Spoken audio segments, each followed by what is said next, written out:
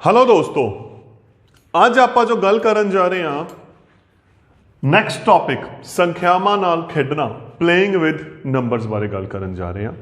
ਸੰਖਿਆਵਾਂ ਬਾਰੇ ਆਪਾਂ ਬੜੀ ਡਿਟੇਲਸ ਗੱਲ ਕਰ ਚੁੱਕੇ ਹਾਂ। ਕੁਦਰਤੀ ਸੰਖਿਆਵਾਂ, ਪ੍ਰਕਿਰਤਿਕ ਸੰਖਿਆਵਾਂ, ਪੂਰਨ ਸੰਖਿਆਵਾਂ, ਕੁਝ ਕੁ ਸੰਖਿਆ ਪ੍ਰਣਾਲੀ ਬਾਰੇ ਆਪਾਂ ਗੱਲ ਕਰ ਚੁੱਕੇ ਹਾਂ। ਇਸ ਟੌਪਿਕ 'ਚ ਜੋ ਗੱਲ ਕਰਨੀ ਹੈ ਸੰਖਿਆਵਾਂ ਦੇ ਅਗਲੇ ਰੂਪ ਦੀ, ਸੰਖਿਆਵਾਂ ਨਾਲ ਖੇਡਣਾ ਮਤਲਬ ਉਹਦੇ ਵਿੱਚ ਕੀ ਕਨਸੈਪਟ ਬਣ ਰਿਹਾ ਹੈ ਉਹਦੀ ਗੱਲ ਕਰਨੀ ਹੈ। ਤਾਂ ਆਪਾਂ ਜੋ ਗੱਲ ਕਰਨੀ ਹੈ ਸਭ ਤੋਂ ਪਹਿਲਾਂ ਇੱਕ ਬਿਲਕੁਲ ਨया ਟੌਪਿਕ ਤੁਹਾਡੇ ਲਈ ਗੁਣਨਖੰਡ ਫੈਕਟਰਸ ਦੀ ਗੱਲ ਕਰਨੀ ਹੈ। ਹੁਣ ਫੈਕਟਰਸ ਕੀ ਹੁੰਦੇ ਨੇ ਉਸ ਤੋਂ ਪਹਿਲਾਂ ਇੱਕ ਉਦਾਹਰਨ ਲੈ ਕੇ ਮੈਂ ਸਮਝਾਣਾ। ਮੰਨ ਲਓ ਆਪਣੇ ਕੋਲੇ 6 ਬੰਟੇ ਨੇ, ਗੇਂਦਾਂ ਨੇ, ਕੁਝ ਵੀ ਲੈ ਸਕਦੇ ਹੋ ਤੁਸੀਂ, ਕੋਈ 6 ਕੁਰਸੀਆਂ ਵੀ ਲੈ ਸਕਦੇ ਹੋ, ਮੇਜ਼ ਤੁਹਾਡੇ ਤੇ। ਆਪਾਂ ਇਸ ਨੂੰ ਕੀ ਕਰਨਾ ਹੈ, ਇਸ ਅਕੋਰਡਿੰਗ ਅਰੇਂਜ ਕਰਨਾ ਹੈ, ਕ੍ਰਮ ਦੇ ਵਿੱਚ ਕਰਨਾ ਹੈ ਕਿ ਆਪਣੇ ਕੋਲੇ ਬਾਕੀ ਨਾ ਬਚੇ ਕੋਈ। ਕਿਵੇਂ ਮੈਂ ਸਮਝਾਣਾ। ਸਭ ਤੋਂ ਪਹਿਲਾਂ 6 ਬੰਟੇ 1 2 3 4 5 6 ਆਪਾਂ ਇਸ ਅਕੋਰਡਿੰਗ ਅਰੇਂਜ ਕਰ ਸਕਦੇ ਹਾਂ। 1 2 3 4 5 6 ਜਾਂ 1 2 3 4 5 6 ਐਂ ਕਰ ਸਕਦੇ ਹਾਂ। ਮਤਲਬ ਕੀ ਕੀਤਾ ਮੈਨੇ, ਇੱਥੇ ਇੱਕ ਲਾਈਨ ਬਣਾਈ, ਇੱਕ ਲਾਈਨ ਦੇ ਵਿੱਚ 6 ਦੇ 6 ਪੂਰੇ ਆ ਗਏ। ਇੱਥੇ ਆਪਾਂ 2 ਲਾਈਨਾਂ ਜਾਂ 2 ਕਤਾਰਾਂ ਬਣਾਈਆਂ। ਹੁਣ ਕੀ ਕਰਾਂਗੇ, 3 ਬਣਾਵਾਂਗੇ। 1 2 3 4 5 6 ਤਾਂ ਇਹ ਆਪਣੇ ਕੋਲੇ ਉਰੇ 3 ਲਾਈਨਾਂ ਬਣ ਗਈਆਂ, ਹੈ ਨਾ ਮੇਰੀ ਗੱਲ, 3 ਬਣ ਗਈਆਂ। ਇਸ ਤੋਂ ਬਾਅਦ ਆਪਾਂ ਗੱਲ ਕਰਨੀ ਆ ਹੁਣ ਚੌਥੀ ਲਾਈਨ ਦੀ। ਜਦੋਂ ਆਪਾਂ 4 ਕਤਾਰਾਂ ਬਣਾਉਣ ਦੀ ਕੋਸ਼ਿਸ਼ ਕਰਾਂਗੇ, 1 2 3 4 5 6 ਉਰੇ ਆਪਾਂ ਕਿੰਨੀਆਂ ਲਾਈਨਾਂ ਬਣਾਈਆਂ ਨੇ, 4 ਲਾਈਨਾਂ ਬਣਾਈਆਂ ਨੇ। ਹੁਣ ਅਗਲੇ ਪਾਰਟ ਦੇ ਵਿੱਚ ਆਪਾਂ ਕੀ ਕਰਾਂਗੇ, 5 ਲਾਈਨਾਂ ਬਣਾਵਾਂਗੇ। 1 2 3 4 5 ਤਾਂ 6ਵਾਂ ਇੱਥੇ ਆ ਜਾਣਾ ਨਾ। ਤਾਂ ਇਸ ਕੇਸ ਦੇ ਵਿੱਚ ਆਪਣੇ ਕੋਲੇ 5 ਲਾਈਨਾਂ ਬਣ ਗਈਆਂ।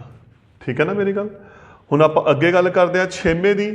ਆਪਾਂ 6 ਲਾਈਨਾਂ ਬਣਾਉਣੀਆਂ। 1 2 3 4 5 6 ਤਾਂ ਇੱਥੇ ਆਪਾਂ 6 ਲਾਈਨਾਂ ਬਣਾਈਆਂ। ਕਿਉਂਕਿ ਆਪਾਂ 6 ਬੰਟੇ ਜਾਂ 6 ਗੰਢਾਂ ਲਈਆਂ ਸੀ, ਆਪਾਂ ਹਰੇਕ ਕੇਸ ਬਣਾ ਲਿਆ 1 line 2 line 3 line 4 line 5 line 6 line. ਤੇ ਆਪਾਂ ਨੂੰ ਕੀ ਰਿਜ਼ਲਟ ਮਿਲਿਆ, ਦੇਖੋ ਧਿਆਨ ਨਾਲ, ਜੋ ਇੰਪੋਰਟੈਂਟ ਚੀਜ਼ ਦੇਖਣੀ ਹੈ। ਇੱਥੇ 1 ਲਾਈਨ ਕੰਪਲੀਟ ਦੀ ਕੰਪਲੀਟ ਬਣ ਗਈ, 6 ਬੰਟੇ ਪੂਰੇ ਆ ਗਏ। ਇੱਥੇ 2 ਲਾਈਨਾਂ ਦੇ ਵਿੱਚ ਬੰਟੇ ਪੂਰੇ ਦੇ ਪੂਰੇ ਆ ਗਏ। ਕਹਿਣ ਦਾ ਮਤਲਬ ਇਹ ਨਹੀਂ ਹੈਗਾ ਕੋਈ ਇਕੱਲਾ ਬਚਿਆ। ਇੱਥੇ 3 ਲਾਈਨਾਂ, 3 ਇੱਥੇ ਬੰਟੇ ਪੂਰੇ। ਪ੍ਰੋਬਲਮ ਇੱਥੇ ਆ ਗਈ, ਇੱਥੇ ਆਪਣੇ ਕੋਲੇ 4 ਲਾਈਨਾਂ ਇੱਥੇ ਨੇ, ਪਰ ਇੱਥੇ ਕਿੰਨੀਆਂ ਨੇ, 2 ਲਾਈਨਾਂ। ਆ ਜਗ੍ਹਾ ਖਾਲੀ ਬਚ ਗਈ ਨਾ। ਇੱਥੇ ਕਿਤੇ ਵੀ ਜਗ੍ਹਾ ਖਾਲੀ ਨਹੀਂ ਬਚੀ ਸੀ। ਹੁਣ ਜਦੋਂ ਮੈਂ ਇੱਥੇ ਗੱਲ ਕਰੂੰਗਾ, ਇੱਥੇ ਦੇਖੋ ਆਪਣੇ ਕੋਲੇ ਪਹਿਲੇ ਦੇ ਵਿੱਚ ਤਾਂ 5 ਲਾਈਨਾਂ 'ਚ ਬੰਟੇ ਆ ਗਏ, ਦੂਜੇ ਦੇ ਵਿੱਚ ਆ ਜਗ੍ਹਾ ਖਾਲੀ ਪਈ ਹੈ। ਤਾਂ ਇੱਥੇ ਪੂਰੀ ਬਾਕੀ ਨਹੀਂ ਬਚ ਰਹੇ ਨੇ, ਇੱਥੇ 6 ਦੇ 6 ਪੂਰੇ ਆ ਗਏ। ਤਾਂ ਜਿੱਥੇ ਆਪਣੇ ਕੋਲੇ ਪੂਰੇ ਦੇ ਪੂਰੇ ਆ ਰਹੇ ਨੇ, 1 2 3 ਉਰੇ ਨਹੀਂ ਆ ਰਿਹਾ, ਉਰੇ ਨਹੀਂ ਆ ਰਿਹਾ, 4। ਤਾਂ ਜਿਹੜਾ ਚਾਰੇ ਕੇਸ ਨੇ ਇਹ ਇਹਦੇ ਗੁਣਨਫਲ ਦੇ ਰੂਪ ਦੇ ਵਿੱਚ ਨੇ। ਗੁਣਨਫਲ ਦਾ ਮਤਲਬ ਕੀ ਹੋ ਗਿਆ, 1 ਲਾਈਨ 6 ਖਾਨੇ, 1 ਗੁਣਾ 6। 2 ਲਾਈਨਾਂ ਕਿੰਨੇ ਖਾਨੇ ਹੋ ਗਏ, ਮਤਲਬ ਕਿੰਨੇ ਵਾਰ ਆ ਗਿਆ, 3 ਵਾਰ। 3 ਲਾਈਨਾਂ 2 ਵਾਰ, ਆ ਤਾਂ ਆਇਆ ਹੀ ਨਹੀਂ, ਆ ਵੀ ਨਹੀਂ ਆਇਆ। ਇੱਥੇ 6 ਲਾਈਨਾਂ 1 ਵਾਰ। ਤਾਂ ਇਹ ਹੋ ਗਿਆ 6 ਦਾ ਗੁਣਨਫਲ ਰੂਪ।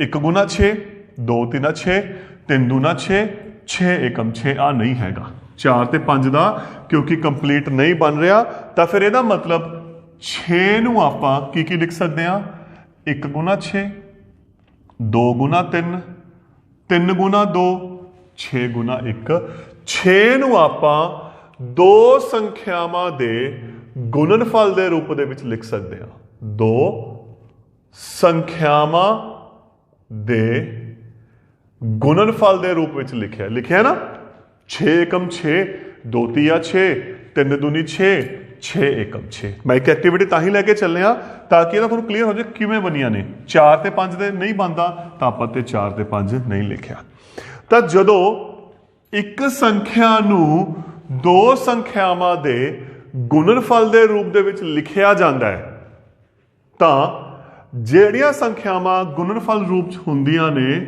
ਉਹ ਇਹਦੀਆਂ ਕੀ ਹੁੰਦੀਆਂ ਨੇ ਗੁਣਨਖੰਡ ਹੁੰਦੀਆਂ ਨੇ ਤਾਂ ਮਤਲਬ ਕੀ ਹੋਇਆ ਦੇਖੋ 6 1 ਗੁਣਾ 6 ਤੇ 2 ਗੁਣਾ 3 ਅੱਗੇ ਆਪਣਾ ਰਿਪੀਟ ਹੋ ਗਿਆ ਆਪਾਂ ਕਿ ਸਿਰਫ ਉਲਟਾ ਲਿਖਿਆ ਤਾਂ ਇਹਦਾ ਮਤਲਬ 6 ਹੋ ਗਿਆ 1 ਗੁਣਾ 6 ਤਾਂ ਫਿਰ ਇੱਥੇ ਆਪਾਂ ਲਿਖਾਂਗੇ 1 ਅਤੇ 6 ਗੁਣਨਖੰਡ ਹਨ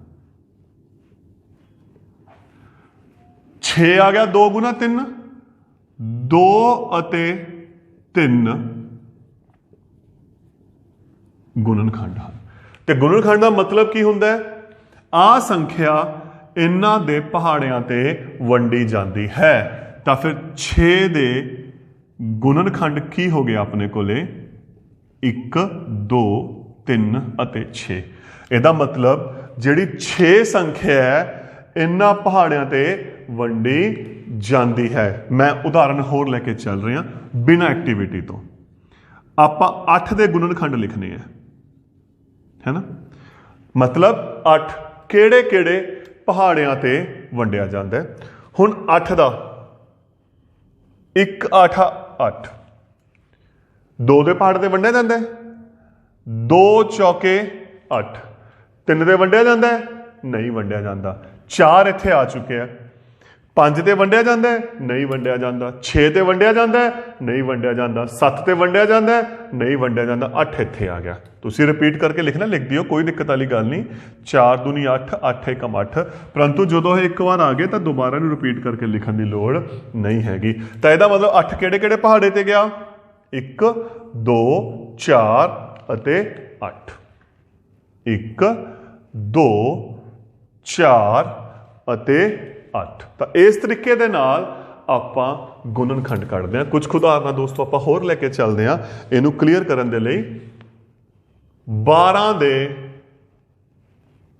ਗੁਣਨਖੰਡ ਲਿਖੋ ਦੇਖੋ ਜਦੋਂ ਇਹ ਆ ਗਿਆ ਇਹਦਾ ਮਤਲਬ ਕੀ ਹੈ ਆਪਾਂ ਉਹ ਸੰਖਿਆਵਾਂ ਲਿਖਣੀਆਂ ਜਿਸ ਦੇ ਪਹਾੜੇ ਤੇ 12 ਅੰਕ ਹੈ ਹਾਂਜੀ ਕਿਹੜੀਆਂ ਦੋ ਸੰਖਿਆਵਾਂ ਦੀ ਗੁਣਾ 12 ਹੈ 12 एकम 12 1 ਦੀ 12 ਨਾਲ ਗੁਣਾ ਕੀਤੀ ਇਹ 2 ਦੇ ਪਹਾੜ ਤੇ ਵੰਡਿਆ ਜਾਂਦਾ ਹੈ 2 ਛਿਕੇ 12 3 ਤੇ ਵੰਡਿਆ ਜਾਂਦਾ ਹੈ 4 ਤੀਏ 12 5 ਤੇ 4 ਆ ਚੁੱਕੇ ਹੈ 5 ਤੇ ਵੰਡਿਆ ਜਾਂਦਾ ਹੈ ਨਹੀਂ ਵੰਡਿਆ ਜਾਂਦਾ 6 ਆਪਣੇ ਕੋਲੇ ਆ ਚੁੱਕੇ ਹੈ 7 ਤੇ ਵੰਡਿਆ ਜਾਂਦਾ ਹੈ ਨਹੀਂ ਵੰਡਿਆ ਜਾਂਦਾ 8 ਤੇ ਵੰਡਿਆ ਜਾਂਦਾ ਹੈ ਨਹੀਂ ਵੰਡਿਆ ਜਾਂਦਾ 9 10 11 ਕਿਸੇ ਤੇ ਵੀ ਇਹ ਵੰਡਿਆ ਨਹੀਂ ਜਾਂਦਾ ਤਾਂ ਇਹਦਾ ਮਤਲਬ ਜੋ 12 ਦੇ ਗੁਣਨਖੰਡ ਨੇ मतलब की होया गुणनखंड का मतलब जिस पहाड़े ते 12 आंदा है 1 2 3 4 6 ਅਤੇ 12 ਤਾਂ ਇਸ ਤਰੀਕੇ ਨਾਲ ਆਪਾਂ ਅਲੱਗ-ਅਲੱਗ ਸੰਖਿਆਵਾਂ ਦੇ ਗੁਣਨਖੰਡਾਂ ਨੂੰ ਕੱਢ ਸਕਦੇ ਹਾਂ ਹੋਰ ਉਦਾਹਰਨਾਂ ਮੈਂ ਲੈ ਕੇ ਚੱਲਦਾ ਕੁਝ ਕੁ ਹੁਣ ਆਪਾਂ ਹੋਰ ਉਦਾਹਰਨ ਲੈ ਕੇ ਚੱਲਦੇ ਹਾਂ ਮੰਨ ਲਓ 18 ਦੀ ਗੱਲ ਕਰਦੇ ਹਾਂ 15 ਵੀ ਤੁਸੀਂ ਕੋਈ ਵੀ ਲੈ ਸਕਦੇ ਹੋ ਆਪਾਂ 18 ਦੀ ਗੱਲ ਕਰ ਰਹੇ ਹਾਂ 18 ਦੇ ਗੁਣਨਖੰਡ ਲਿਖੋ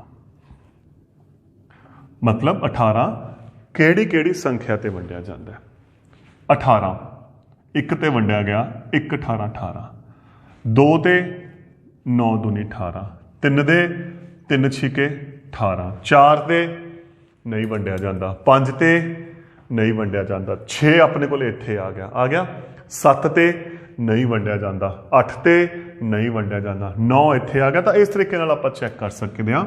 तो फिर 18 दे गुणनखंड 1 2 3 6 9 18। तो आप कुछ कुछ उदाहरण लेके चले हाँ।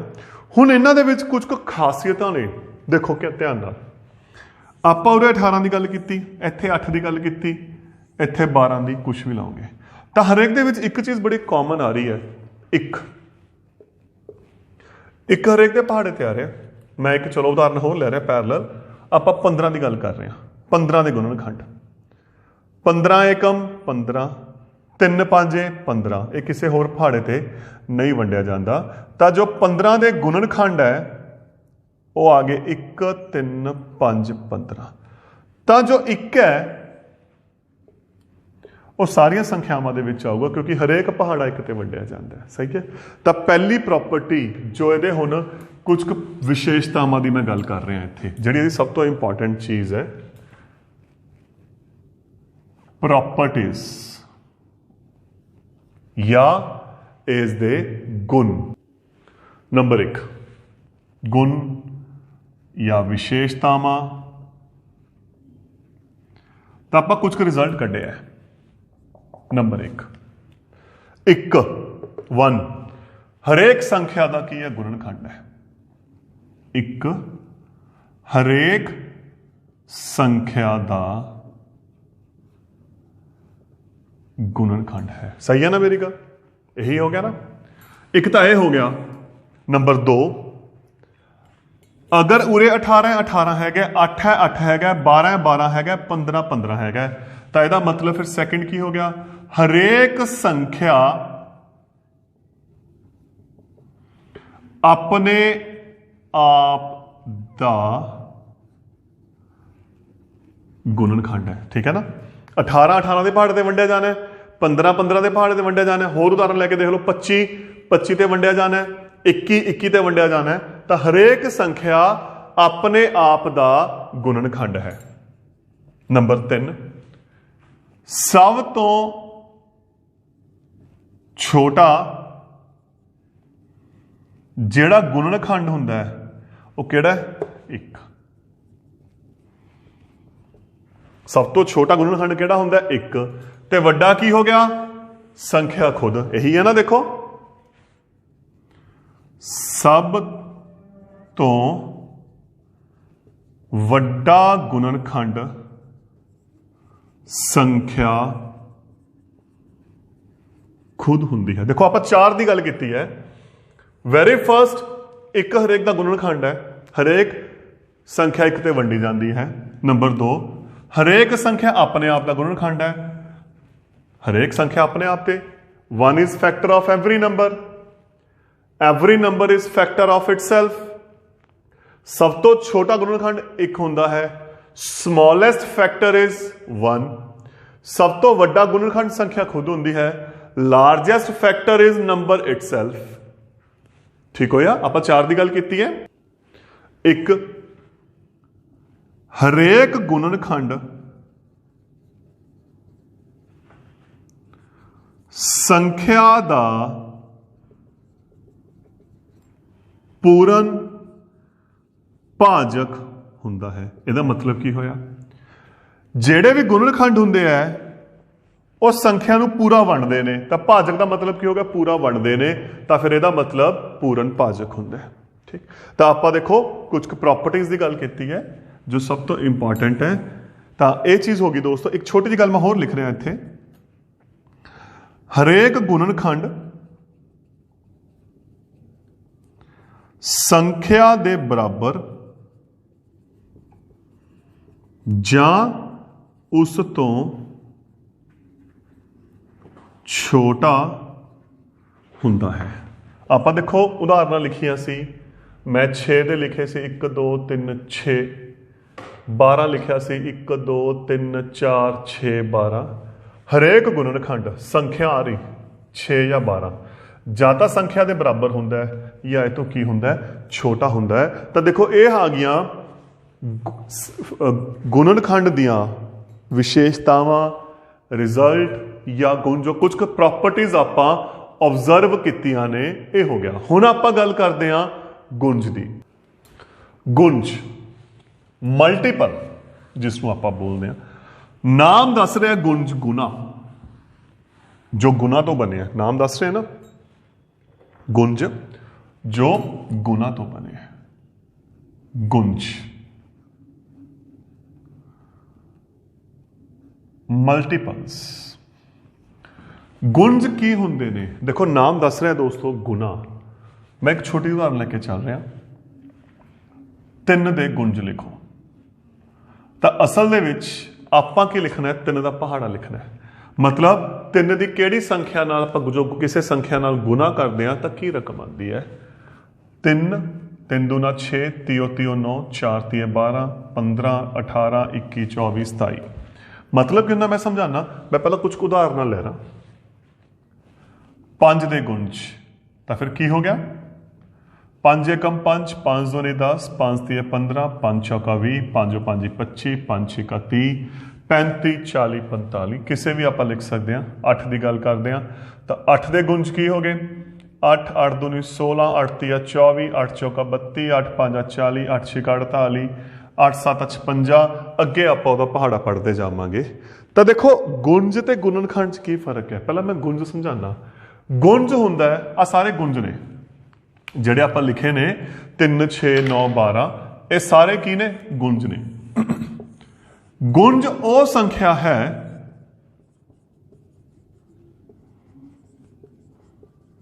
गुंज वो संख्या है जो दित्ती संख्या ते वंडन योग होवे। अगर मैं इंग्लिश लिखा, multiple is that number which is divisible by the number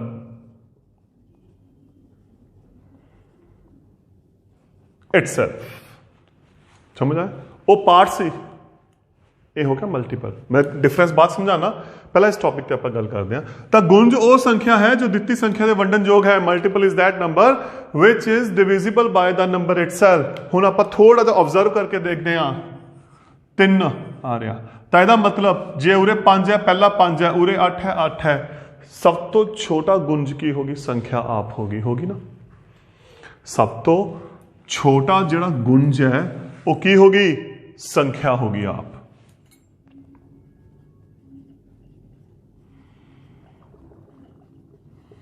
गुंज संख्या हुंदी है। ते सब तो वड्डा सोच के देखो, सब तो वड्डा गुंज संभव नहीं। क्यों? पहाड़ा पढ़ना अपन जिन्ना मर्जी पढ़ी चलिए, संभव नहीं है। जो गल का ध्यान रखना है तुसी। होर आपां की लिख सकते हैं? हरेक संख्या अपने आप दा गुंज हैगी है ना। ठीक। ते एक होर गल देखो, जिहड़ा गुंज हुंदा है ना, संख्या दे बराबर जां संख्या तो वड्डा हुंदा है। देखो ध्यान नाल, मैं ताही उदाहरण लेके, क्योंकि आपां गल बात करते हैं, पहला उदाहरण लेके समझिए कॉन्सैप्ट की है। तो यह कुछ ऑब्जरवेशन ने, कुछ पॉइंट्स ने, कुछ नतीजे ने जेड़े आपां कढदे हां। हुण इंपॉर्टेंट चीज़ देखो, आपां दोनों बराबर कर ले, गुणनखंड भी कर लिया, गुंज भी कर लिया। हुण छोटे छोटे गल्लां ते आपां गल करते हैं। देखो गुणनखंड की सी, मैं थोड़ा जिहा रिपीट कर रहा इस चीज़ को क्लीयर करने के लिए। सब तो छोटा गुंज संख्या सी, है ना। आप एक टेबल नाल बनाने, ज्यादा बेटर है। एक टेबल दे नाल इन्हां दोहां दे अंतर की गल करते हैं। ये असल च डिफरेंस की है? गुणनखंड, फैक्टर, गुंज। ਮਲਟੀਪਲ। ਤਾਂ ਹੁਣ ਜੋ ਆਪਾਂ ਗੱਲ ਕਰਦੇ ਹਾਂ ਸਭ ਤੋਂ ਪਹਿਲੀ ਗੱਲ, ਸਭ ਤੋਂ ਛੋਟਾ ਜਾਂ ਕਿਸੇ ਸੰਖਿਆ ਦਾ ਛੋਟਾ ਗੁਣਨਖੰਡ ਕੀ ਹੁੰਦਾ? 1। ਇੱਥੇ ਸੰਖਿਆ ਆਪ ਹੁੰਦੀ ਹੈ। ਛੋਟਾ ਗੁਣਨਖੰਡ 1 ਹੁੰਦਾ, ਸੰਖਿਆ ਆਪ ਹੁੰਦੀ ਹੈ ਨਾ। ਤੇ ਵੱਡਾ ਗੁਣਨਖੰਡ ਸੰਖਿਆ ਹੁੰਦੀ ਹੈ। ਇਹ ਸੰਭਵ ਨਹੀਂ। ਆਪਾਂ ਇਹੀ ਲਿਖਿਆ ਨਾ, ਦੇਖੋ ਧਿਆਨ ਨਾਲ, ਇਹੀ ਲਿਖਿਆ ਨਾ, ਸਭ ਤੋਂ ਛੋਟਾ ਗੁਣਨਖੰਡ। ਮੈਂ ਉਦਾਹਰਨ ਲੈ ਲੈਣਾ, ਕੋਈ ਗੱਲ ਨਹੀਂ। ਆਪਾਂ ਇੱਥੇ 6 ਦੇ ਗੁਣਨਖੰਡ ਲਿਖਦੇ ਹਾਂ, 1 2 3 6। ਆਪਾਂ ਉਹਦੇ 6 ਦੇ ਗੁੰਜ ਲਿਖਦੇ ਹਾਂ 6 12 18 24 ਸੋ ਔਨ। ਇਹ ਹੋ ਗਏ 6 ਦੇ ਗੁਣਨਖੰਡ, ਤਾਂ ਕਿ ਥੋੜੀ ਐਗਜ਼ਾਮਪਲ ਕਲੀਅਰ ਹੋ ਜਾਏ ਨਾ। ਸਭ ਤੋਂ ਛੋਟਾ ਗੁਣਨਖੰਡ ਸੰਖਿਆ 1 ਹੁੰਦੀ ਹੈ। ਸਭ ਤੋਂ ਛੋਟਾ ਗੁੰਜ ਸੰਖਿਆ ਆਪ ਹੁੰਦੀ ਹੈ। ਸਭ ਤੋਂ ਵੱਡਾ ਗੁਣਨਖੰਡ ਸੰਖਿਆ ਆਪ ਹੁੰਦੀ ਹੈ। ਸਭ ਤੋਂ ਵੱਡਾ ਗੁੰਜ ਸੰਭਵ ਨਹੀਂ, ਕਿਉਂਕਿ ਆਪਾਂ ਪਹਾੜਾ ਅੱਗੇ ਤੋਂ ਅੱਗੇ ਪੜ੍ਹਦੇ ਜਾ ਸਕਦੇ ਹਾਂ। ਇੱਕ ਗਿਣਤੀ, ਗੁਣਨਖੰਡਾਂ ਦੀ ਗਿਣਤੀ ਸੀਮਤ ਹੁੰਦੀ ਹੈ। ਸੀਮਤ ਦਾ ਮਤਲਬ 4 6 8 10 12, ਕਿਉਂਕਿ ਆਪਾਂ ਨੂੰ ਪਤਾ ਉਹ ਤੋਂ ਛੋਟਾ ਆਣਾ ਹੈ। ਪਰ ਇਹਦੀ ਗਿਣਤੀ ਅਸੀਮਤ ਹੈ। ਕਿਉਂ ਅਸੀਮਤ ਹੈ? ਪਹਾੜਾ ਹੀ ਹੈ। ਆਪਾਂ ਜਿੰਨਾ ਮਰਜ਼ੀ ਪੜ੍ਹੀ ਜਾ ਸਕੇ, 1000 2000 50000 ਲੱਖ 10 ਲੱਖ 20 ਲੱਖ 50 ਲੱਖ ਕਰੋੜ 2 ਕਰੋੜ ਤੱਕ ਆਪਾਂ ਜਿੰਨਾ ਵੀ ਮਰਜ਼ੀ ਪੜ੍ਹ ਸਕਦੇ ਹਾਂ। ਤਾਂ ਜੋ ਗੁੰਜਾਂ ਦੀ ਜਿਹੜੀ ਗਿਣਤੀ ਹੁੰਦੀ ਹੈ ਉਹ ਕੀ ਹੁੰਦੀ ਹੈ? ਅਸੀਮਤ ਹੁੰਦੀ ਹੈ।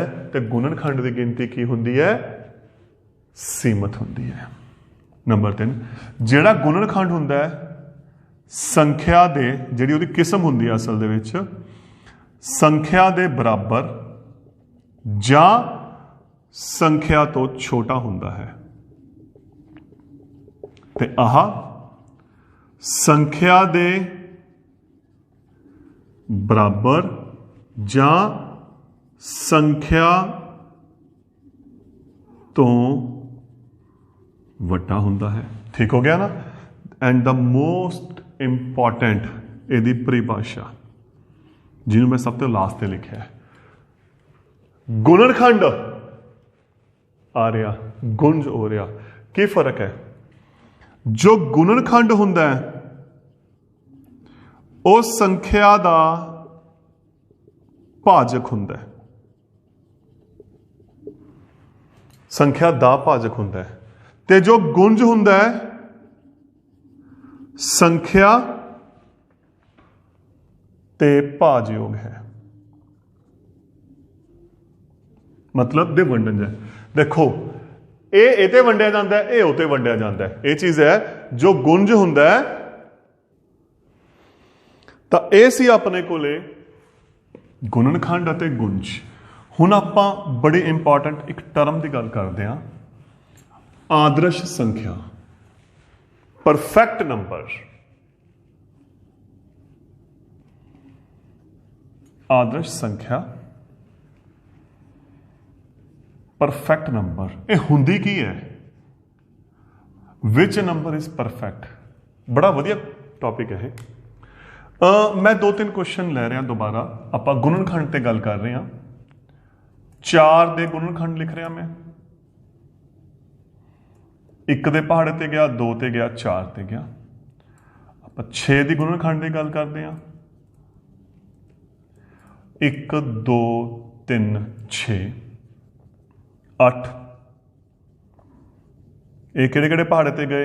1 2 4 8 10 1 2 5 10। ਆਪਾਂ ਕੋਈ ਵੀ ਲਿਖ ਸਕਦੇ ਹਾਂ। ਮੰਨ ਲਓ ਮੈਂ 14 ਲਿਖ ਰਿਹਾ।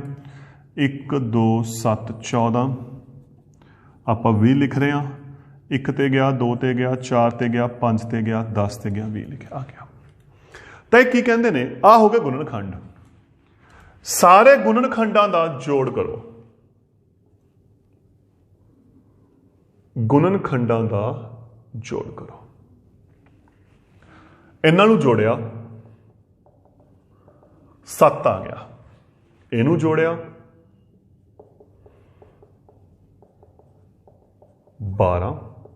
ਇਹਨੂੰ ਜੋੜਿਆ, 8 4 12 3 15। ਇੱਥੇ ਆਪਾਂ ਜੋੜਿਆ 10 ਤੇ 8 18। 1 2 7 14 14 7 21 21 ਤੇ 3 24 ਤਾਂ ਇਸ ਤਰੀਕੇ ਨਾਲ ਆਪਾਂ ਜੋੜਾਂਗੇ। ਕਹਿੰਦੇ ਜਦੋਂ ਗੁਣਨਖੰਡਾਂ ਦਾ ਜੋੜ ਦਿੱਤੀ ਸੰਖਿਆ ਦਾ ਡਬਲ ਹੋਵੇ, 2 ਗੁਣਾ ਹੋਵੇ। ਸੰਖਿਆ ਦਿੱਤੀ ਹੈ 4 ਦਾ ਦੁੱਗਣਾ ਹੁੰਦਾ 8, ਪਰ ਇਹ ਨਹੀਂ ਹੈਗਾ। ਸੰਖਿਆ ਦਿੱਤੀ ਹੈ 6 ਦਾ ਦੁੱਗਣਾ 12, ਇਹ ਹੋ ਗਿਆ। ਸੰਖਿਆ ਦਿੱਤੀ ਹੈ 8 ਦਾ ਦੁੱਗਣਾ 16, ਨਹੀਂ ਹੈਗਾ। ਸੰਖਿਆ ਦਿੱਤੀ ਹੈ 10 ਦਾ ਦੁੱਗਣਾ 20, ਇਹ ਨਹੀਂ ਹੈਗਾ। ਸੰਖਿਆ ਦਿੱਤੀ ਹੈ 14 ਦਾ ਦੁੱਗਣਾ, ਇਹ ਨਹੀਂ ਹੈਗਾ। ਤਾਂ ਆਹ ਕੇਸ ਬਣ ਰਿਹਾ ਜਦੋਂ ਸੰਖਿਆ ਦੇ ਗੁਣਨਖੰਡਾਂ ਦਾ ਜੋੜ ਸੰਖਿਆ ਦਾ ਦੁੱਗਣਾ ਹੋਵੇ। ਸੰਖਿਆ ਦੇ ਗੁਣਨਖੰਡਾਂ ਦਾ ਜੋੜ ਸੰਖਿਆ ਦਾ 2 ਗੁਣਾ ਹੋਵੇ ਤਾਂ ਉਹ ਆਦਰਸ਼ ਸੰਖਿਆ ਹੁੰਦੀ ਹੈ। ਕੀ ਹੁੰਦੀ ਹੈ? ਆਦਰਸ਼ ਸੰਖਿਆ ਹੁੰਦੀ ਹੈ। Perfect number is when the sum of factors of a number is double the number that is called perfect number। ਤਾਂ ਇਹ ਹੁੰਦੀ ਹੈ ਸਭ ਤੋਂ ਪਹਿਲੀ ਜਿਹੜੀ ਆਦਰਸ਼ ਸੰਖਿਆ ਆਪਣੇ ਕੋਲ ਕੀ ਹੈ? 6 ਹੈ। ਹੁਣ ਦੂਸਰੀ ਕਿਹੜੀ ਹੋਈ? ਚੈੱਕ ਕਰਕੇ ਦੇਖੋ। ਆਪਾਂ 12 ਵੀ ਦੇਖ ਲਿਆ ਸੀ, 14 ਵੀ ਦੇਖ ਲਿਆ, 18 20 ਤੱਕ ਦੇਖ ਲਿਆ। ਤਾਂ ਜਿਹੜੀ ਦੂਜੀ ਆਦਰਸ਼ ਸੰਖਿਆ ਹੈ ਉਹ ਕਿਹੜੀ ਹੈ? 28। ਇਹ ਬਹੁਤ ਘੱਟ ਨੇ ਆਪਣੇ ਮੈਥ ਦੇ ਵਿੱਚ, ਬਹੁਤ ਘੱਟ ਨੇ। ਤੀਸਰੀ ਹੋ ਗਈ 496, ਤੀਸਰੀ ਹੋ ਗਈ 496। ਚੌਥੀ ਹੋ ਗਈ 8128। ਦੇਖੋ ਉਦੋਂ ਬਾਅਦ ਪੰਜਵੀਂ ਸੰਖਿਆ ਲੱਭਣ ਦੇ ਲਈ ਕਈ ਸੈਂਕੜੇ ਸਾਲ ਲੱਗ ਗਏ ਸੀ। ਹਾਂਜੀ 4 ਮਿਲ ਗਈਆਂ ਸੀ, 6 28 496 8128। ਪੰਜਵੀਂ ਸੰਖਿਆ ਲੱਭਣ ਲਈ ਕਈ ਸੈਂਕੜੇ ਸਾਲ ਲੱਗ ਗਏ ਸੀ। ਪਤਾ ਹੈ ਪੰਜਵੀਂ ਸੰਖਿਆ ਕਿਹੜੀ ਹੈ? 33 55 0 336। ਦੇਖ ਕੇ ਦੇਖੋ 3,35,50,336 ਇਹ ਪੰਜਵੀਂ ਸੰਖਿਆ ਹੈ। ਸੋਚ ਕੇ ਦੇਖੋ ਇਹ ਹਜ਼ਾਰਾਂ ਚ ਆ ਗਈ, ਸਿੱਧਾ ਕਰੋੜਾਂ ਚ ਚਲੀ ਗਈ। ਇਹ ਕਿਉਂਕਿ ਇਹਨਾਂ ਦੇ ਜਿਹੜੇ ਗੁਣਨਖੰਡਾਂ ਦਾ ਜੋੜ ਹੈ ਇਹਨਾਂ ਦੀ ਸੰਖਿਆ ਦਾ ਡਬਲ ਹੈ। ਕੀ ਹੈ? ਇਹਨਾਂ ਦੀ ਸੰਖਿਆ ਦਾ ਡਬਲ ਹੈ। ਤਾਂ ਦੋਸਤੋ ਇਹ ਹੁੰਦਾ ਹੈ ਪਰਫੈਕਟ ਨੰਬਰ। ਤਾਂ ਜੋ ਆਪਾਂ ਅੱਜ ਗੱਲ ਕੀਤੀ ਹੈ ਉਹ ਕੀ ਗੱਲ ਕੀਤੀ ਹੈ? ਗੁਣਨਖੰਡ ਦੀ, ਗੁਣਜ ਦੀ ਤੇ ਗੁਣਨਖੰਡ ਦੀ ਐਪਲੀਕੇਸ਼ਨ ਦੀ ਪਰਫੈਕਟ ਨੰਬਰ ਆਦਰਸ਼ ਸੰਖਿਆ ਦੀ ਗੱਲ ਕੀਤੀ ਸੀ। ਉਮੀਦ ਕਰਦਾ ਤੁਹਾਨੂੰ ਇਹ ਚੀਜ਼ ਸਮਝ ਆਈ ਹੋਣੀ ਹੈ। ਅਗਲੇ ਲੈਕਚਰ 'ਚ ਆਪਾਂ ਗੱਲ ਕਰਾਂਗੇ ਭਾਜ ਤੇ ਅਭਾਜ ਸੰਖਿਆਵਾਂ, ਜੋ ਗੁਣਨਖੰਡ ਦਾ ਅਗਲੀ ਐਪਲੀਕੇਸ਼ਨ ਹੈ। Thank you.